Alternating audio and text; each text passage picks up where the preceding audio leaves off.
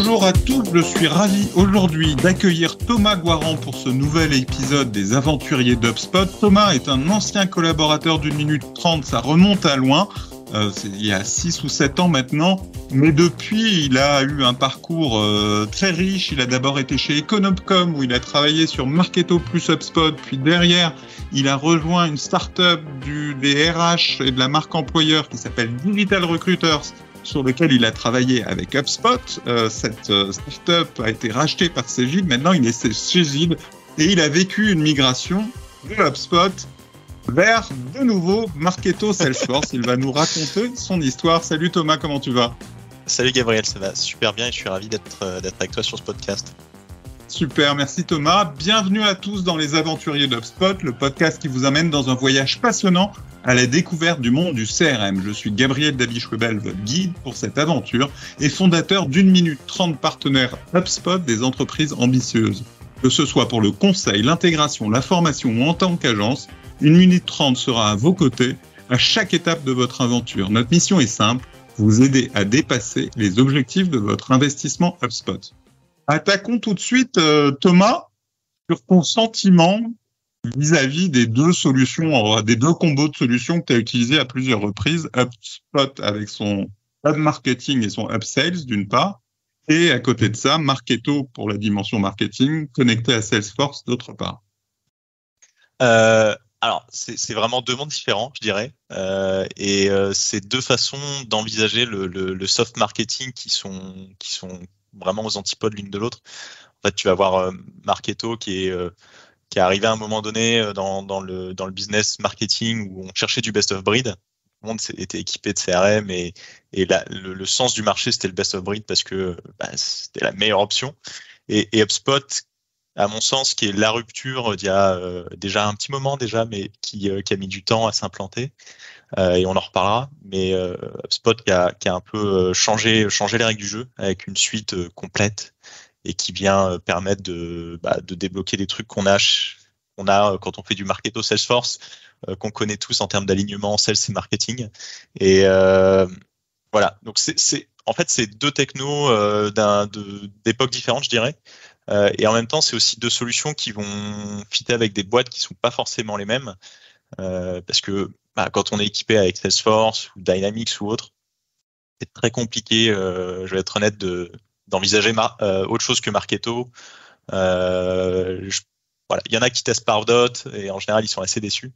Dans cet environnement-là, on cherche un best of breed parce que tu as besoin d'une techno qui fasse à peu près tout côté market et qui se plug à ton CRM. Et HubSpot, pour le coup, je vais être honnête, est en train de changer un peu aussi ce sujet-là avec des data centers en Europe.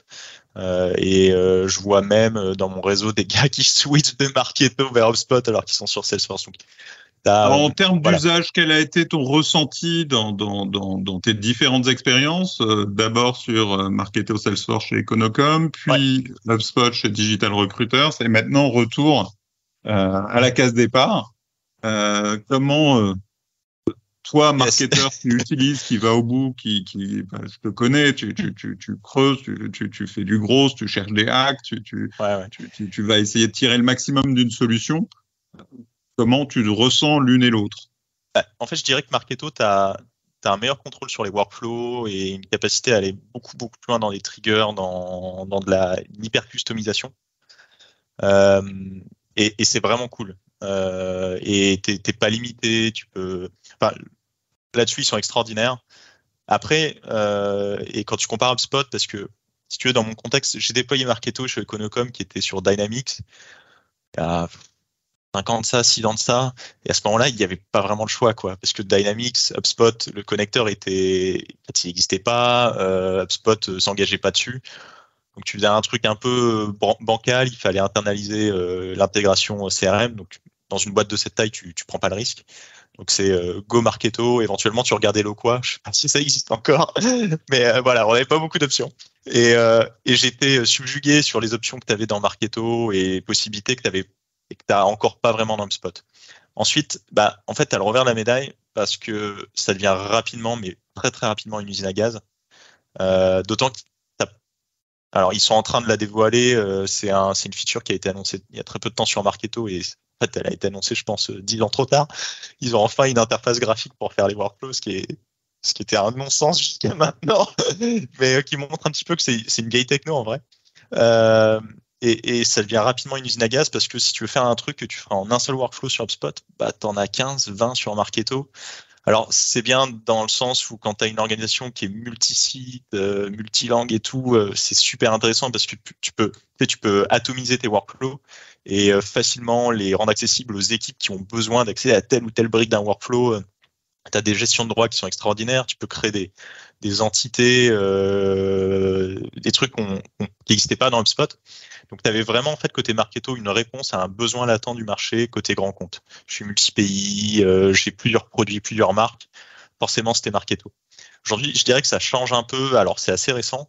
HubSpot a intégré cette logique d'entité, comme je disais tout à l'heure, enfin des data centers en Europe, ce qui est en fait, c'était impossible pour moi longtemps de bosser totalement avec HubSpot parce qu'on veut être conforme au RGPD, par exemple, et que notre base client, on est dans le domaine des RH, on a des clients qui sont des recruteurs, on a des accords avec nos clients qui sont souvent des très grosses marques, on travaille avec Decathlon, avec Franprix, par exemple.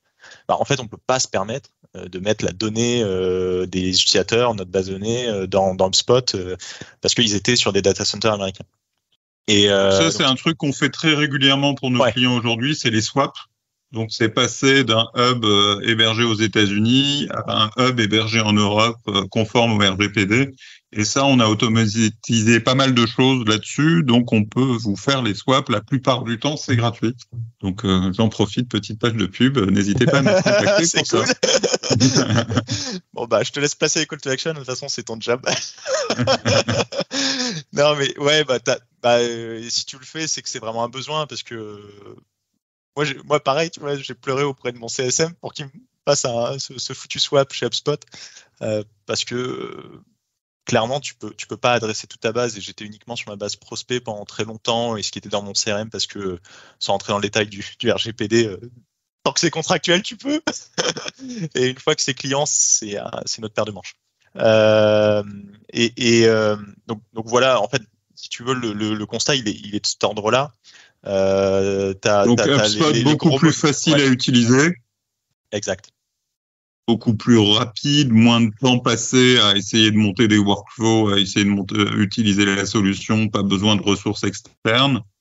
Marketo, on va dire plus de possibilités de paramétrage adaptés à des grands comptes et à des cas complexes. Yep. Et en vrai, donc, et en fait, au-delà du fait que tu sois super simple côté HubSpot, tu peux faire des workflows qui vont beaucoup plus loin. Alors, je te parlais du fait que Marketo a une capacité de gérer des triggers que tu n'as pas ailleurs, etc. Très bien. Mais ce qui est vraiment fun côté HubSpot et qui manque aujourd'hui sur Marketo, c'est que en fait, ton modèle de données, il est complètement intégré dans HubSpot et il est natif. Et ça, c'est un truc que le best of breed plus CRM arrive pas à rattraper et aura, je pense, toujours du mal. Tu peux créer des workflows basés sur toute une compagnie, sur un deal, sur des choses comme ça, sur une activité d'un commercial parce qu'il a envoyé tel mail avec tel terme dans le mail, tu vois. Et en fait, c'est un super garde-fou déjà sur des workflows où ça t'évite de taper sur certaines boîtes ou certains deals. Et tu as surtout, en fait, par ce modèle de données, la capacité à adresser tout un compte d'un coup ou tous les contacts associés à un deal. Parce que en pratique, tu peux faire sur Marketo, mais avec beaucoup de contournements.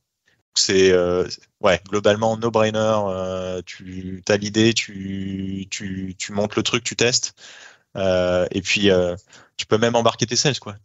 Aujourd'hui, mon nurturing d'un HubSpot, il y a une partie qui part du marketing parce qu'il faut poser la marque et montrer un peu le produit rapidement. Mais dès qu'on peut, on passe sur les sales et on fait un nurturing qui est hyper personnalisé depuis une vraie boîte mail. On n'est pas considéré comme un robot et on a un taux de meeting qui est super intéressant, quoi.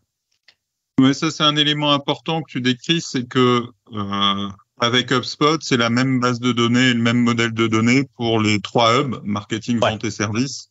Là où, quand on est dans une situation de type best of breed avec une intégration entre Marketo d'une part, Salesforce ou Dynamics d'autre part, on va avoir 2 bases de données et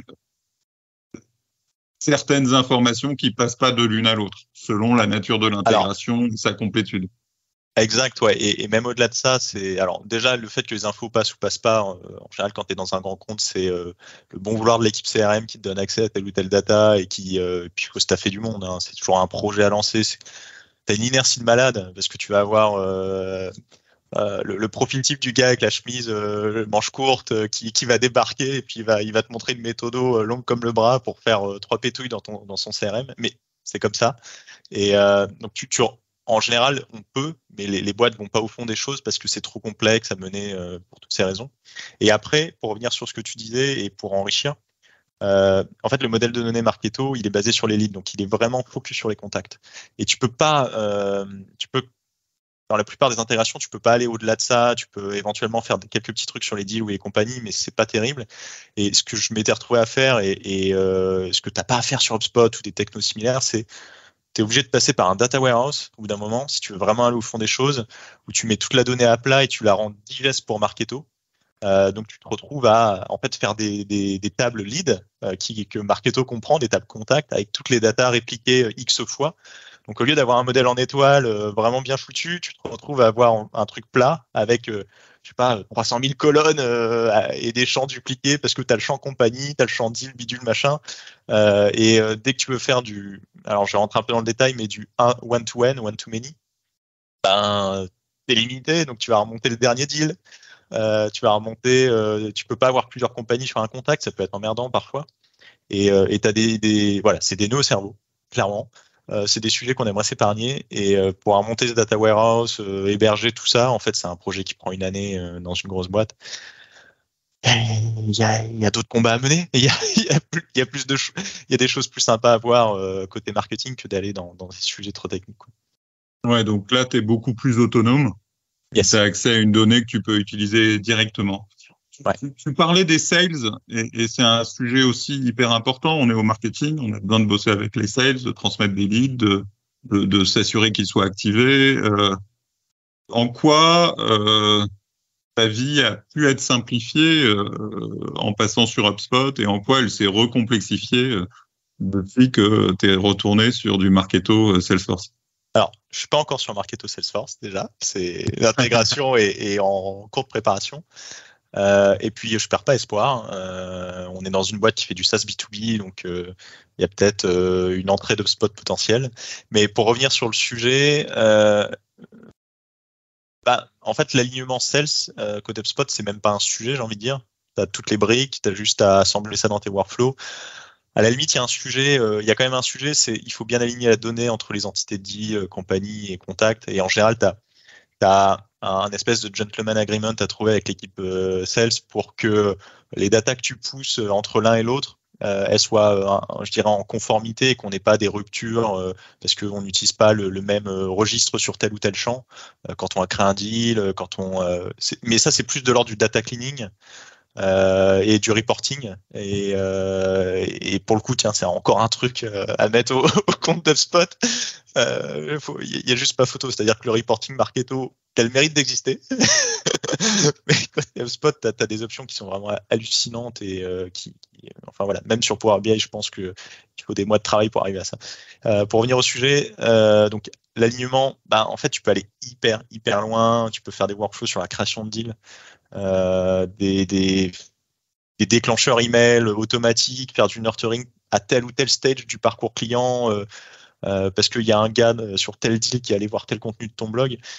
En fait, c'est assez fou ce que tu peux faire et limite le plus dur c'est de cadrer et pour finir le sujet sur l'alignement parce que sinon on peut y passer des heures. Faut juste maîtriser le produit côté HubSpot parce que il y a pas de raison de pas être aligné dans HubSpot. J'ai rarement vu et en fait quand tu discutes avec d'autres growths qui sont sur HubSpot globalement, en fait c'est même pas un sujet. L'alignement c'est un sujet que tu entends dans des grosses boîtes en général, souvent avec du gros CRM, avec un peu de legacy et des équipes qui n'arrivent pas à suivre le rythme. Et en fait avec HubSpot t'as pas de question de monter en version ou autre. Tu as juste une version qui est mise à jour avec des bêtas éventuellement et tu t'inscris au bêta mais pas plus. Et comment ça se passait chez Econocom alors? C'était compliqué.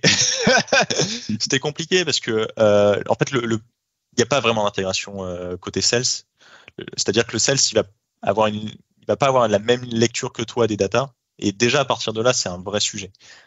Tu envoies un lead à un commercial, ok, il le reçoit, et il peut pas aller regarder dans Marketo. Il peut pas voir tout l'historique, il peut pas voir si le gars a ouvert tel ou tel email marketing, il peut pas voir. Alors en théorie, il voit quel formulaire a été complété naturellement parce qu'on fait bien notre travail, mais il n'a pas tout le contexte. Et de fait, dès le traitement du lead, tu te retrouves avec des grosses catastrophes et des leads qui sont soit pas traités, soit fermés perdus assez rapidement parce qu'on n'a pas adressé le bon enjeu. Donc ça, c'est vraiment dommageable. Et ensuite, au-delà de ça, c'est dans l'organisation de la boîte. Tu retrouves souvent des boîtes, du coup, qui vont s'amuser à recruter des SDR, alors que c'est pas franchement nécessaire. Je dis pas que le job de SDR est pas légitime, hein, mais tu te retrouves à repenser ton orga à cause de tes choix techno, et c'est franchement un mauvais constat, quoi. Et au-delà de ça, plus loin dans le funnel, et quand tu as un client... Va un peu plus loin sur cette logique de recruter des SDR pour des choix techno. En fait, il y a un sujet, c'est que tu arrives... alors, je dirais pas que c'est lié à HubSpot ou à d'autres combos de technologie. C'est que souvent, en fait, tu vas avoir une force commerciale qui est soit trop staffée pour traiter des leads dans un temps réduit, par exemple. Ça arrive. Soit, en fait, tu arrives à un constat. Alors, je reprends ce que je disais. Ça arrive que la force commerciale soit trop staffée, et si tu veux que le lead soit traité très vite, effectivement, le SDR, très logique, il fait un premier meeting, il cadre, hop, il balance au sales. Why not?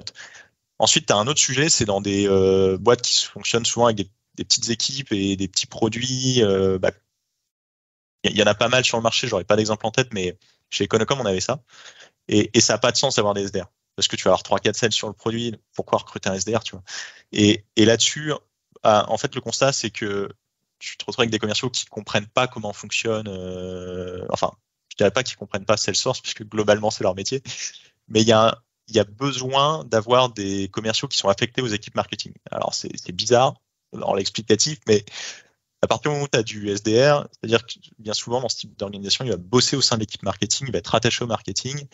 Et de fait, vu qu'on est, entre guillemets, aligné entre marketeux, ces profils-là, ils sont en capacité de bien comprendre le contexte et de bien le lire. Et ils ont, en théorie, accès aux outils, etc. Le sujet, c'est que déjà, c'est du staff, c'est de la thune, clairement. C'est pas forcément un staff hyper rentable dans ce contexte-là, d'autant que si c'est juste pour traiter l'inbound, franchement, c'est pas utile. Donc, moi, ce que j'ai vu par le passé, c'est des boîtes être amenées à recruter des SDR, full inbound, hein, pas pour faire la pros, etc. Et dont le job, en fait, c'était d'être en mode cross BU, tout ce que tu veux, pour traiter tous les leads entrants en nom et lieu des commerciaux. Alors, tout ça pour dire que le fait que l'information sur la navigation du prospect inbound, ce qu'il a fait, ce qu'il a téléchargé, son intérêt, on va dire son scoring, soit pas transmise aux sales, fait qu'il y a besoin d'une surcouche humaine pour faire cette qualif, pour valider que le lead est intéressant pour les sales et pour que les sales les prennent vraiment. Et que dans une situation à la HubSpot où tu as toute l'info, même quand tu es sales, avec toute la navigation et tout, la confiance est plus forte, et donc la possibilité de dire ce deal est un SQL, et donc passer de MQL à SQL est plus validé des deux côtés. Ouais, c'est ça. Et pour ajouter un truc, c'est que vu que tu as la continuité dans HubSpot, souvent ce que tu peux faire, c'est mettre des alertes, te débrouiller pour que s'il n'y a pas telle ou telle action qui soit loguée dans le CRM, le sales se fasse littéralement tirer les oreilles par son boss. Ça, tu peux le gérer dans HubSpot, clairement.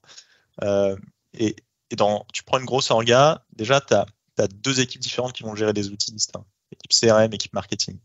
Déjà, il faut être aligné là-dessus. Pour arriver à faire comprendre à l'autre équipe qu'il y a des workflows à setup pour aller foutre des alertes que le DIRCO va recevoir pour engueuler ses sales. Globalement, c'est compliqué, et le plus simple, au final, clairement, dans des grosses structures, c'est de mettre des SDR. Parce que tu les gères dans ton équipe, ils vont avoir accès à Salesforce, ils récupèrent les leads, tu fais un tableau Excel de suivi, et puis voilà.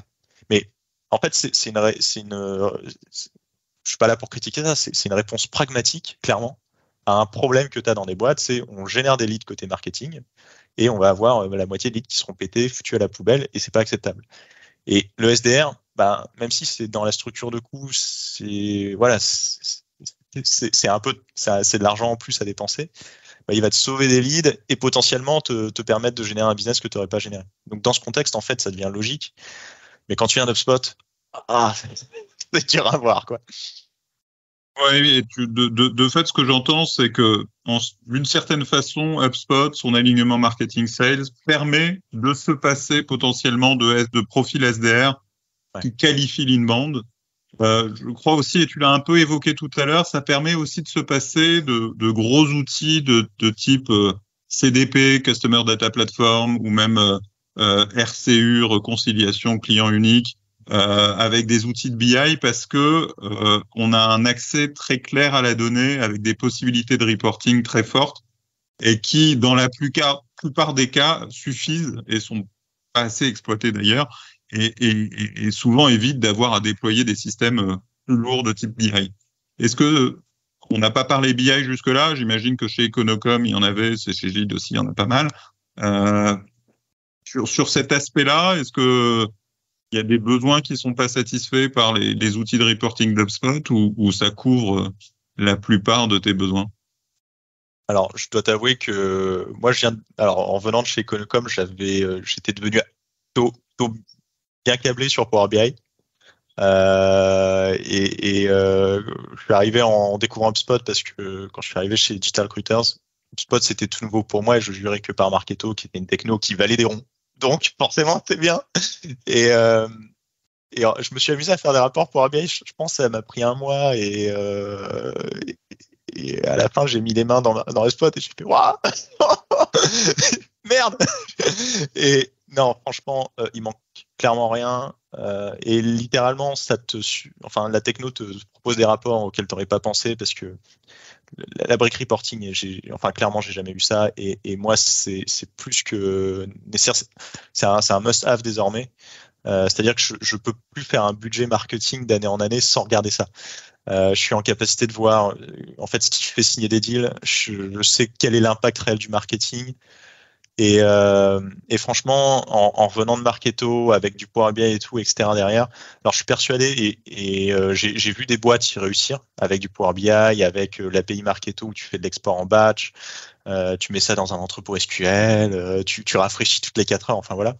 Mais c'était beaucoup de travail et puis en fait, ça suit pas l'évolution de ta donnée, c'est-à-dire que tu rajoutes un champ, c'est con.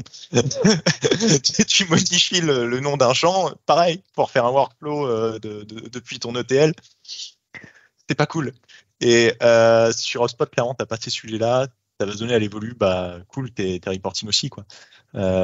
Donc c'est, encore une fois, je l'ai dit tout à l'heure, c'est no-brainer. Et le reporting, c'est royal. Franchement, t'as le CEO ou le DIRCO qui a besoin d'un rapport pour regarder et faire de la projection de business sur la fin d'année. Tu prends 1 heure, t'as fait ton rapport, c'est partagé, on peut commenter. Il y a rien d'autre à dire, je pense, là-dessus. Et il n'y a pas de techno sur le marché qui arrive à ce niveau-là, quoi. Super. Est-ce que dans cette logique un peu de comparatif de tes différentes expériences, tu as quelque chose que tu as envie de rajouter?